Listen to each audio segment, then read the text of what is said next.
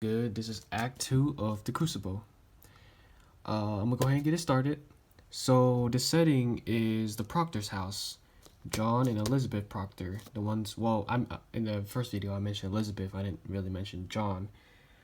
But okay, in the opening scene, Proctor and Elizabeth are having dinner and talking while their servant Mary Warren, which is one of the girls who was dancing in the woods with Abigail, Betty, and Tituba, is at court with all the other girls and is accusing a bunch of people and getting a bunch of people arrested and jailed. Currently, at this time, there's 14 people in jail for witchcraft. So let me get something key point out of the way. Okay, so today in modern age, we live by, or in the court system, we live by innocent till proven guilty. While during this time, or at least in this story, it was mostly guilty or guilty until proving innocent.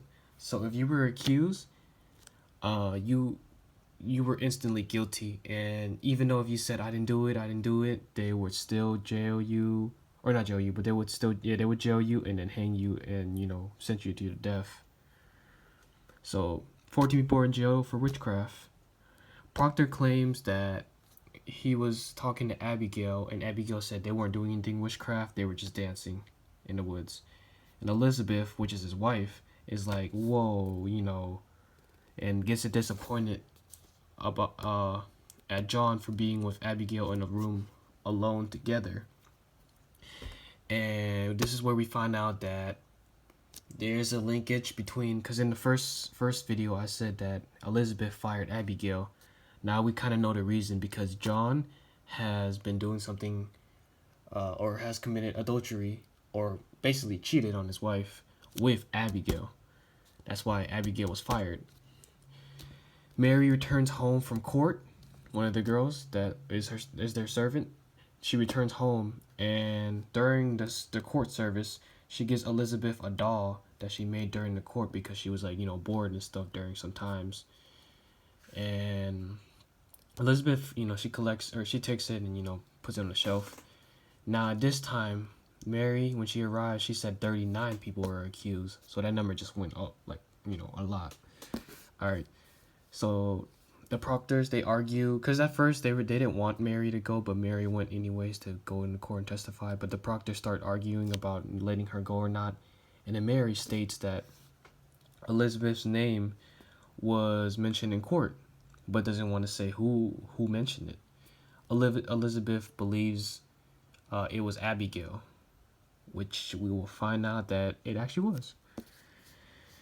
Reverend Hale, the person that I said was the expert at witchcraft in the first video, comes to the proctors.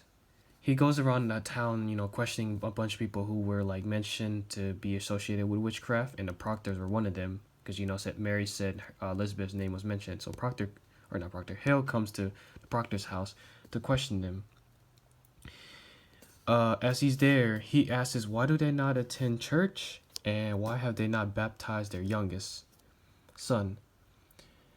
This is where we get to know that the proctors, they don't really like Paris. John Proctor's reasoning is they don't want to attend church because they don't like the minister, which is Paris, because they feel like he's greedy and he doesn't, isn't a good person. And that's also the reason why they haven't baptized their son. And then Hale was like, oh, okay, all right, I got you. And then he was like, can you recite the 10 Commandments? The commandments are the Puritans' list of things that they gotta follow, and he's able to list all of them, except for the one about adultery, which is pretty bad on his part. Nobody knows about it except for his wife, of course, and Abigail, yeah, of course. Then that's when Giles Corey and Francis Nurse arrive and said their wives have been arrested. Rebecca Nurse, which is Francis Nurse's wife, got arrested because she was accused of doing supernatural things to cause the death of the Putmans' 7 kids. Remember I mentioned the Putmans? They were mad because all 7 of their kids died, so they sent Ruth to the forest to dance, or not to dance, but to contact the dead siblings. Martha Corey, which is Giles Corey's wife, she was arrested because she sold a pig to a man, and that the man who got that pig, his pig died, and he wanted, you know, a refund for the pig, but then Martha Corey was like, it's not my fault. I mean, you didn't take care of the pig, so it's not my fault. And then the man uses the witch hunt and everything as his advantage to accuse her of bewitching him to not have any more pigs, because he had other pigs and they all died.